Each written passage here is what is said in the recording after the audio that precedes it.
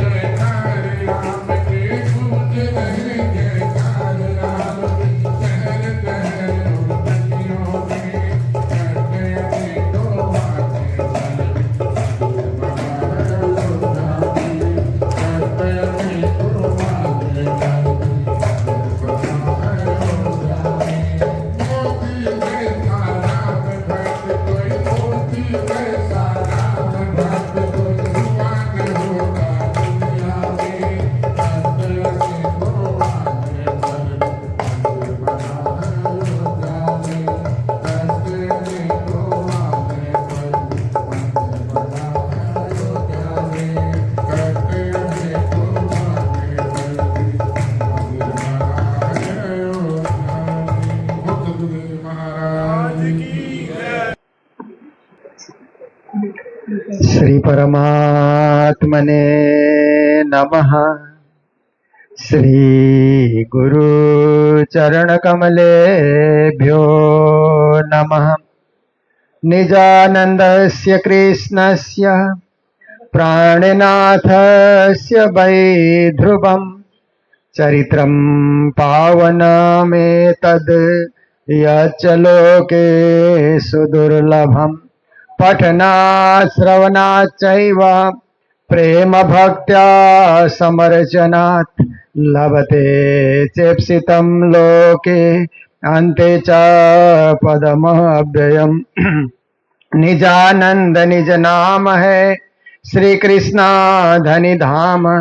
श्यामा सुंदर साथ सब राखो हृदय धाम। मंगल कृष्ण प्रणाम है मंगल धर्म प्रकाश है।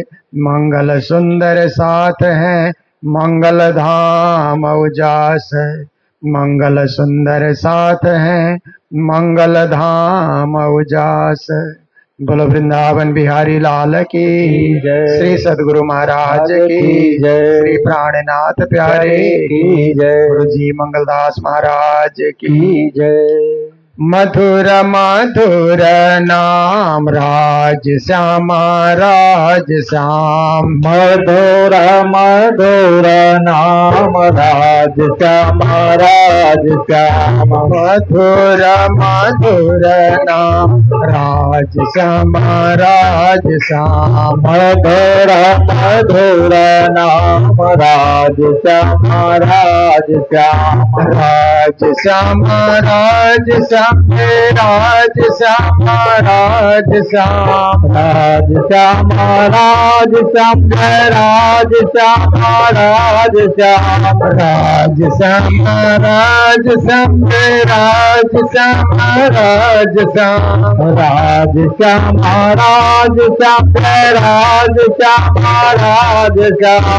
राज श्याम राज श्याम। राज श्यामा राज श्याम राज श्याम राज श्याम।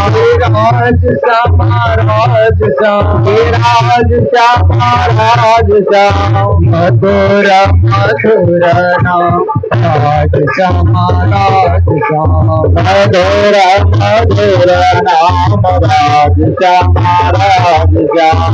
मधुर मधुर नाम राज श्यामा राज श्याम। मधुर मधुर नाम राज श्याम राज श्याम। राधे कृष्ण राधे श्याम राधे कृष्ण राधे श्याम। राधे कृष्ण राधे श्याम राधे कृष्ण राधे श्याम। राधे कृष्ण राधे श्याम राधे कृष्ण राधे श्याम। राधे कृष्ण राधे श्याम राधे कृष्ण राधे श्याम। मधुर मधुर नाम राज श्यामा राज श्याम। मधुर मधुर नाम राज श्याम राज श्याम। मधुर मधुर नाम राज श्यामा राज श्याम। मधुर मधुर नाम राज श्याम राज श्याम। राज श्यामा राज श्याम राज श्याम राज श्याम। राज श्यामा राज श्याम। राज श्याम राज श्याम। बोलो सतगुरु महाराज की जय। मंच पर विद्यमान ज्ञान भक्ति सेवा की प्रतिमूर्ति पूज्य स्वामी सदानंद जी महाराज,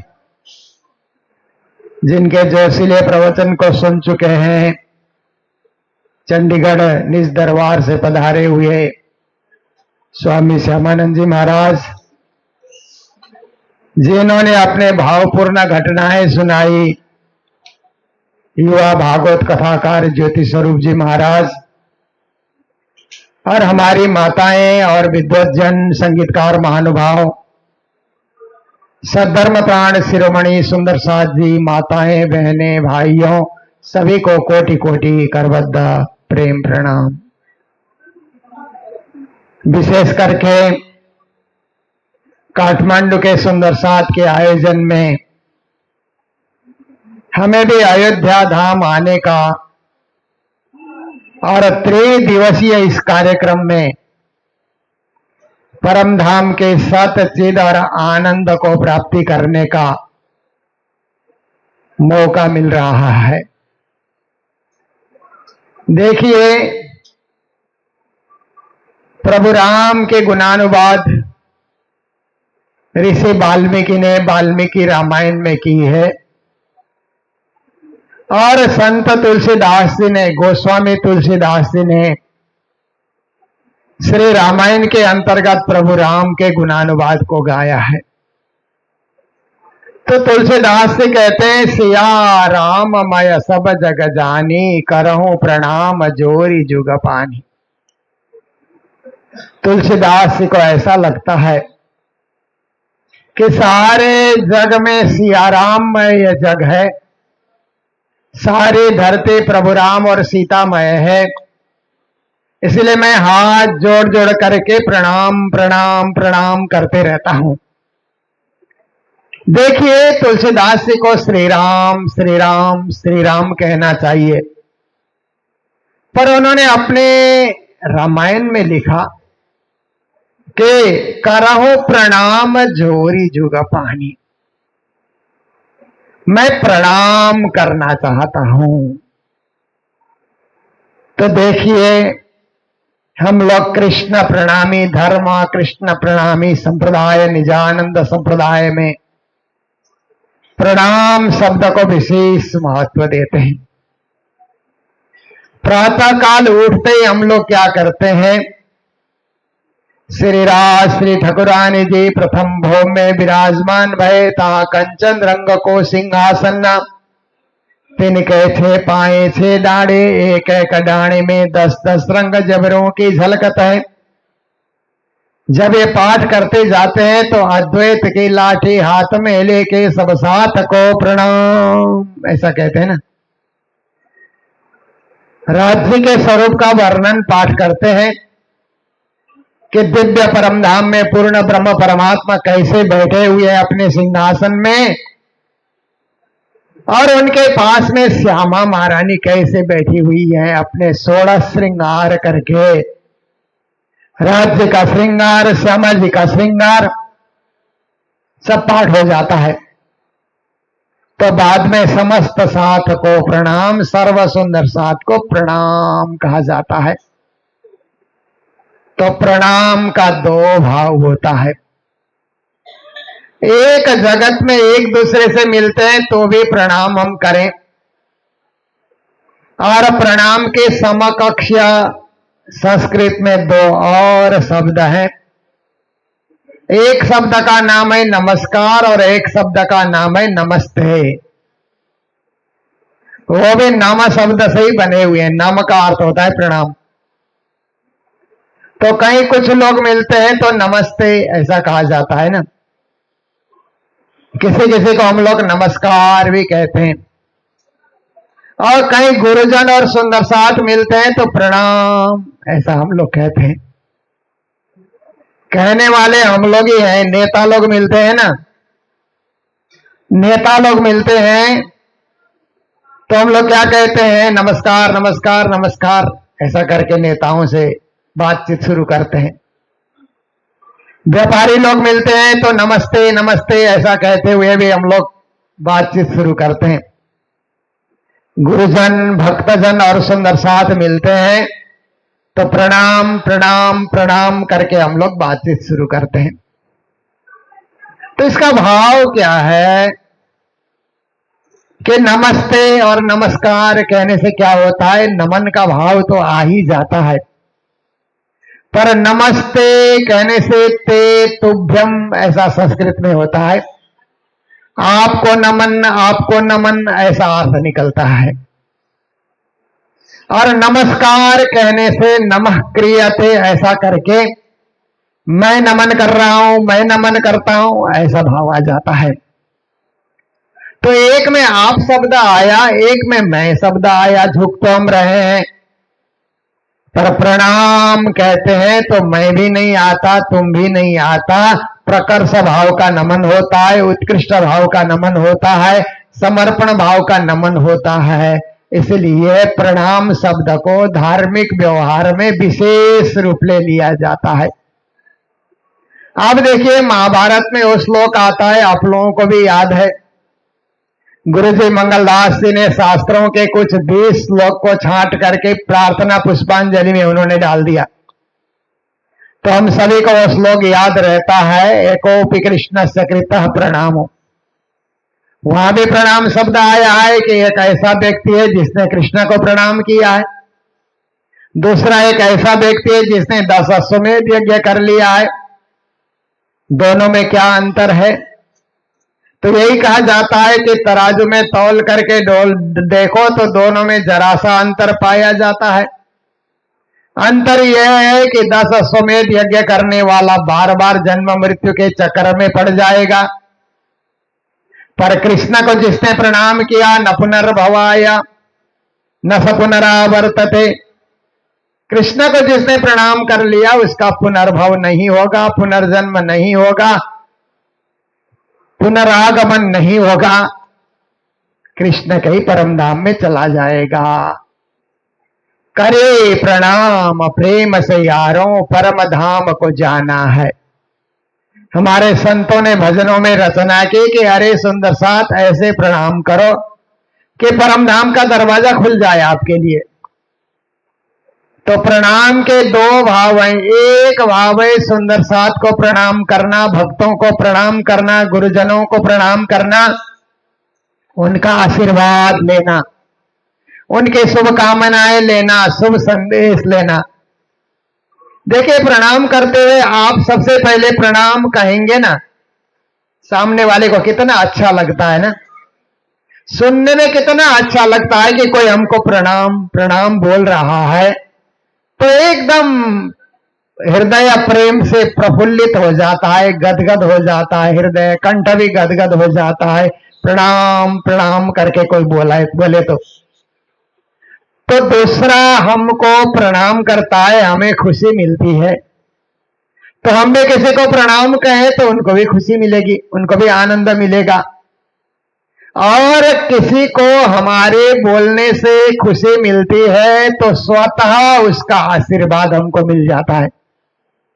इसीलिए संस्कृत में एक श्लोक है, अभिवादनशीलस्य नित्यं वृद्धोपसेविना चत्वारि तस्य वर्धन्ते आयुर्विद्या यशोबलम।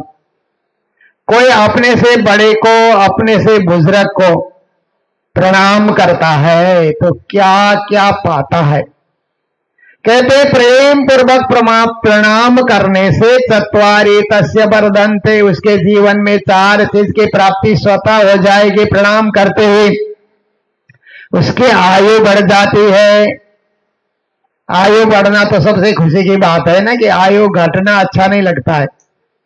आयु बढ़े तो हमें आनंद मिलता है, और संसार में हम लोग भक्ति करेंगे, भजन करेंगे, तीर्थों के दर्शन करेंगे, कथा सुनेंगे, चर्चा सुनेंगे। इसलिए प्रणाम करने से आयु का बढ़त या आयु बढ़ती है, ये शास्त्र का प्रमाण है। प्रणाम करने से विद्या की भी प्राप्ति होती है। हम लोग सुबह उठ करके राज्य को प्रणाम करें, माता पिता को प्रणाम करें। रामायण में एक जगह चौपाई ऐसी आती है, प्रातः काल उठ के रघुनाथा माता पिता गुरु नाव वही माथा। अयोध्या की बात है, हम लोग अयोध्या की भूमि में बैठे हुए हैं। तो प्रभु राम छोटे थे तो प्रातः काल उठ करके क्या करते थे, माता को प्रणाम, पिता को प्रणाम और गुरु को प्रणाम। ऐसे ही हम भी माता पिता गुरु को प्रणाम किया करें तो विद्या की भी वृद्धि होगी, हम विद्यावान बनेंगे, हमारा यश भी दुनिया में फैलेगा और बल की भी प्राप्ति होगी। अभी आप सुन रहे थे ना कि बलशाली होना चाहिए हिंदू समाज, तो कभी कभी शस्त्र लेकर के भी हम बलशाली बन सकते हैं, और कभी कभी प्रणाम करके भी हम बलशाली बन सकते हैं। समय समय की बात है, हमें बलशाली तो बनना ही है। तो देखिए श्री प्राणनाथ जी महाराज ने प्रणाम का भाव परम धाम के तरफ लगा दिया। इसलिए वाणी के अंतर्गत प्राणनाथ जी महाराज कहते हैं कि अखंड दंडवत करूं प्रणाम, हैड़े भीड़ी ने भाजू हम। कहते हैं हम अखंड प्रणाम करें, प्रणाम को खंडित होने ना दें। जैसे आप देखिए ना हम लोग कभी कभी अखंड पारायण पढ़ते हैं ना, तो खंडित होने नहीं देते, कहते हैं ये अखंड पारायण है, बीच में बातचीत नहीं करना, बातचीत करोगे तो पारायण खंडित हो जाएगा, अखंड ही इसको रखना है। ऐसे ही प्रणाम के भाव को भी अखंड बनाए रखना है कि हम राज्य के चरणों में झुके हुए हैं, शाम सवेरे चलते फिरते आते जाते मन में ऐसा भाव बना रहे कि राज्य के तरफ हमारा झुकाव है, हमारा मन उस तरफ झुका हुआ है, हम उनके प्रति दंडवत हो रहे हैं और हृदय में हमने उनको ही बसा लिया है। तो ये आत्मा जागृति का एक मार्ग होता है, उसमें हम अग्रसर हो रहे हैं। गुरुजी मंगलदास जी महाराज ने छोटी सी एक किताब की रचना की, प्रार्थना पुष्पांजलि। उसमें उन्होंने कहा कि प्रार्थना पुष्पांजलि के अंतर्गत निजानंद को सुमिर के, इसमें भी प्रणाम शब्द आता है। तो प्रणाम करूं सब साथ को, धरि चरणों में शीश, दास जानी दया करो, बुद्धि देव बख्शिश। गुरु महाराज कहते हैं कि हम सब सुंदर साथ को प्रणाम करते हैं, आपके चरणों में शीश रख करके, हमें अपना दास समझ करके आप बुद्धि बख्शिश करें। हमारे प्रणाम के बदले में हम और कुछ नहीं मांगते, पर हमें बुद्धि दें, सद्बुद्धि दें, हम सब कार्य कर सकें, सब धर्म का पालन कर सकें। तो प्रणाम एक संस्कृति भी है, प्रणाम एक संस्कार भी है, पर प्रणाम एक सद्भक्ति भी है और प्रणाम एक समर्पण भी है। प्रणाम करके हम समर्पण भी हो जाते हैं। आप देखिए कि बीतक में हम लोग कभी कभी पढ़ते हैं, सुनते हैं और गुरुजनों से हमें समझने का भी मौका मिलता है कि श्री प्राणनाथ जी महाराज को पद्मावतीपुरी धाम में जब 1751 विक्रम संवत आया तो धाम जाने का समय हो गया। तो श्री प्राणनाथ जी महाराज ने चौपाई कहना शुरू कर दिया कि चलो चलो रे साथ जे, आप न जाइए धाम, मूल वतन धनिये बताया, जित ब्रह्म सृष्टि श्यामा जी श्याम। सुंदर साथ अब मेरी सुरता परम धाम की ओर जा रही है और आप लोग में से भी किसी को परम धाम की तरफ सुरता फिराना है तो मेरी तरह तुम आप लोग भी तैयारी करो, धाम को याद करो, धनी को याद करो, वहां के ऐश्वर्य को याद करो, वहां के बाग बगीचे को याद करो, अपना मूल घर को याद करो और निज मूल पति को याद करो। ऐसा जब प्राणनाथ जी महाराज ने कहना शुरू कर दिया तो एक जसिया नाम के एक सुंदर साथ थे जो यश प्राप्ति करते रहते थे, अपने भक्ति से भजन से यश प्राप्ति करते रहते थे, इसलिए यसिया को जसिया कहा जाता था। तो एक जगह बैठ करके वो ध्यान लगा करके बैठे रहे, परम धाम को याद करते रहे, बारंबार परम धाम का स्मरण करते रहे। तो सुंदर साहब ने देखा कि हम लोग बंगला मंदिर में आकर के प्राणनाथ जी को प्रणाम करते हैं, पावड़ा बिछाते हुए प्राणनाथ जी को याद करते हैं, परिक्रमा करते हुए प्राणनाथ जी को प्रणाम करते हैं, पर ये जसिया को देखो, ये तो एकदम ध्यान लगा करके बैठता है, प्रणाम करने भी नहीं आता है। और लोग बाहर से प्रणाम करते थे, उन्होंने दिल से प्रणाम कर लिया था। तो एक दिन हुआ, दूसरा दिन हुआ, तीसरा दिन हुआ, तो सब सुंदर साहब ने उनके कानों में जाकर के कहा कि जसिया जी आप आओ बंगला मंदिर में श्री जी को प्रणाम करो, यहाँ बैठे रहने से क्या होगा, आप उठो आओ। वो आते ही नहीं है। तो छत्रसाल महाराज को सुंदर साहब ने शिकायत की कि ये जसिया तो उठते ही नहीं है, प्राणनाथ जी के पास आते भी नहीं है, प्रणाम भी नहीं करते हैं, तो ये तो ध्यान योग में चले गए, जबकि हम लोग भक्ति योग कर रहे हैं और इनका ध्यान योग शुरू हो गया। तो राजा छत्रसाल जी ने भी उठाना चाहा तो नहीं उठे। फिर राजा थे छत्रसाल जी, उनके पास अंगरक्षक थे, उन्होंने कहा अंगरक्षक को कि जसिया को उठाओ और बंगला मंदिर में ले चलो, प्राणनाथ जी को प्रणाम करें। तो उनको दो जने ने उठाया और प्राणनाथ जी सिंहासन पे बैठे हुए थे, नीचे उनको प्रणाम करने के लिए लेटा दिया। तो लेटे ही रहे, उठे नहीं। तो फिर महाराजा छत्रसाल ने कहा जसिया उठो उठो, प्रणाम हो गया आपका, अब उठो। कोई आवाज नहीं आई। तो सिंहासन से श्री प्राणनाथ जी महाराज बोलते हैं कि छत्रसाल सुंदर साथ जसिया अब यहां नहीं उठेगा, ये परम धाम में उठ चुका है। तो जसिया ने ऐसे प्रणाम किया कि उनका प्रणाम परम धाम में जगाने वाला प्रणाम बन गया। तो इसका अर्थ होता है प्रणाम समर्पण भी है। तो हमारी इच्छा क्या होती है कि देखिए, दुनिया के अंतर्गत 3 इच्छाएं होती है ना। मैंने वाणी चर्चा में कई बार आप लोगों को सुनाया भी है, फिर भी आप लोग सुन लीजिए। हर मनुष्य के मन में, हर सुंदर साथ के मन में, हर भक्त के मन में 3 इच्छाएं होती है। पहली इच्छा है जीवन सुख से गुजरे। हर कोई चाहता है कि जीवन में दुख ना आए, कष्ट ना आए, वेदना ना आए, रोना धोना न पड़े, जीवन सुख से गुजरे, आराम से गुजरे, हंसते हुए गुजरे। ये पहली इच्छा होती है, हर मनुष्य की इच्छा होती है। वो बोले ना बोले, पर में मन में ये इच्छा रहेगी कि जीवन सुखपूर्वक गुजरना चाहिए। और दूसरी इच्छा होती है, जिस दिन मृत्यु की घड़ी आएगी ना, उस समय कम से कम कष्ट हो। क्योंकि कई लोगों को अंतिम घड़ी में बड़े दिनों तक कष्ट पाते हुए हम लोग देखते हैं ना, तो मन यही कहता है कि हम जब दुनिया से जाएंगे तो कम से कम कष्ट में हम निकल जाएं, मरते समय कम दुख हो हमको।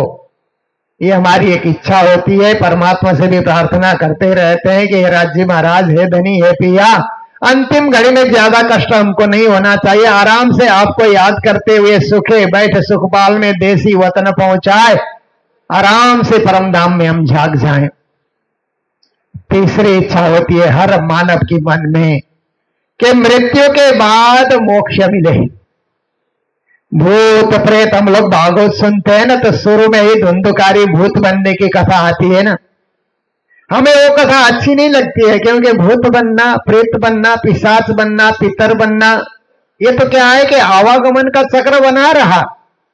हमें मोक्ष चाहिए ताकि आवागमन हो ही ना, हम अखंड हो जाएं, परम पद पा जाएं, परम धाम को पा जाएं, राज्य के चरणारविंद को पा जाएं। हमें मोक्ष होना है, ये हमारी तीसरी इच्छा रहती है। पर तीनों प्रकार की इच्छा पूर्ण करना हमारे हाथ में नहीं है। ये तो पर जो देने वाले ने जैसा जीवन दिया और हमारे पूर्व जन्म के जैसे कर्म है उस हिसाब से ही होगा। परंतु मन में धारणा ये हम जरूर रखते हैं कि ऐसे हमारे जीवन में 3 इच्छाएं पूरी होनी चाहिए।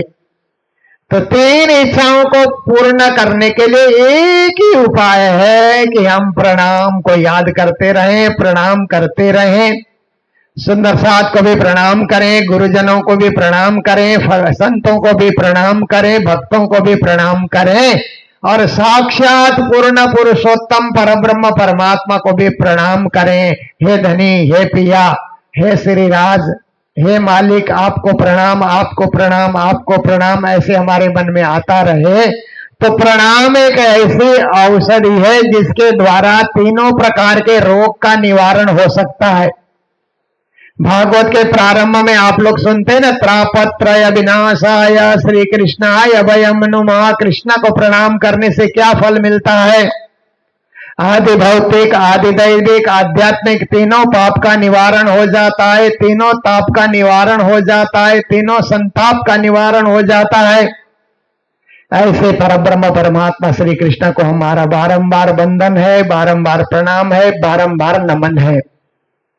तो कृष्ण प्रणामी धर्म का यही तत्व है, यही अर्थ है, यही मर्म है कि हम जीवन में प्रणाम करना न भूलें, शाम सवेरे प्रणाम करना न भूलें। इसके लिए एक ही उपाय है कि घर में पूजा जरूर करें। प्रणाम अपने आप हो जाता है। सुबह उठ करके नहा धो करके घर में पूजा जरूर करें। और एक व्यक्ति पूजा करता है तो दूसरे व्यक्ति पाठ जरूर करें। एक ने पूजा कर ली तो हम सम्मिलित होने की कोशिश करें, नहीं सम्मिलित हो सके तो पाठ जरूर करें। कुछ न कुछ 5 मिनट, 10 मिनट, आधा घंटा जो बने हम लोग पाठ जरूर करें। उसमें प्रणाम अपने आप ही हो जाता है। और घर से बाहर निकल रहे हैं तो भी प्रणाम करके निकलें, और घर में वापस आते हैं तो भी प्रणाम करके ही घर को हम संभालना शुरू करें। बारंबार प्रणाम करने का। रात्रि को सोने जा रहे हैं तो भी मंदिर में प्रणाम करके हम सोने जाए तो हमारा प्रणाम इतना सफल हो जाएगा कि वही पर प्रणाम हमें परम धाम में पहुंचा देगा, अक्षरार्थ धाम धनी के चरणों में हमें जगा देगा। ऐसा प्रभावी प्रणाम शब्द गुरु कृपा से हम लोगों ने प्राप्त किया, इसलिए हम लोग सदैव सायंकाल कहते हैं वंदो सतगुरु चरण को, करो सो प्रेम प्रणाम, अशुभ हरण मंगल करना, श्री देव चंद्र जी नाम। श्री प्राणनाथ निज मूल पते, श्री मेराज सुनाम, तेज कुंवरी श्यामा युगल को, पल पल करूं प्रणाम, पल पल करूं प्रणाम। तो ये प्रणाम शब्द का विशेष महत्व है। और यहाँ अयोध्या की पावन भूमि में हम लोग आए हुए हैं, तो आज के दिन प्रभु राम लला के दर्शन करके हम लोगों ने प्रणाम किया। और ऐसे ही कृष्ण की भूमि में हम लोग जाते हैं। कल का दिन हमारे लिए अत्यंत शुभ था, क्योंकि रात्रि को हम लोग वृंदावन धाम में विश्राम करके कल हम लोग चले तो 8 घंटे में अयोध्या धाम आ गए।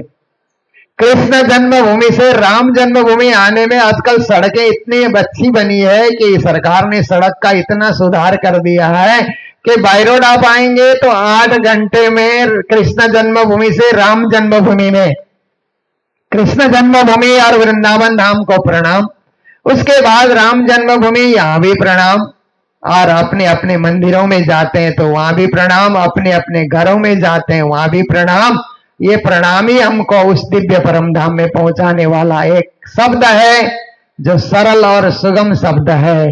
इसको हम जीवन में धारण करके चलें और जीवन को समुन्नत बनाएं, सर्वश्रेष्ठ बनाएं।